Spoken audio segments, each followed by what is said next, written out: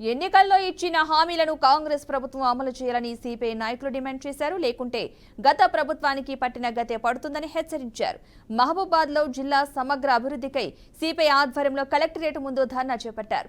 గత ప్రభుత్వం జిల్లాను అభివృద్ధి చేయడంలో నిర్లక్ష్యంగా వ్యవహరించిందని సిపిఐ నాయకుడు శ్రీనివాసరావు ఆరోపించారు. బయ్యారంలో ఉక్కు కర్మాగారం, కాజీపేటలో వ్యాగిన్ పరిశ్రమను ఏర్పాటు చేసి యువతకు ఉపాధి కల్పించాలని విజ్ఞప్తి చేశారు.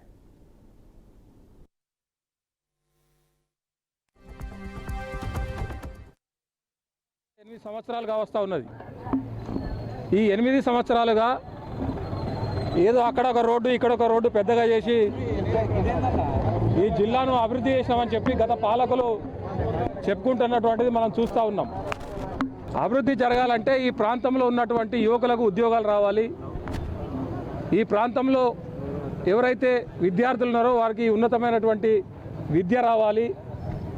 ఈ ప్రాంతంలో ఉన్నటువంటి ప్రజలకు మెరుగైనటువంటి వైద్యం అందాలి. తద్వారానే ఇది సమగ్రంగా అభివృద్ధి చెందినట్టు అవుతుంది. కాబట్టి పరిశ్రమలు రావాలంటే మరి కేంద్ర రాష్ట్ర ప్రభుత్వాలు స్పందించి ఇక్కడ పరిశ్రమలు నెలకొల్పాలని చెప్పి అనేక సందర్భాలుగా అనేక డిమాండ్లు ఉన్నాయి.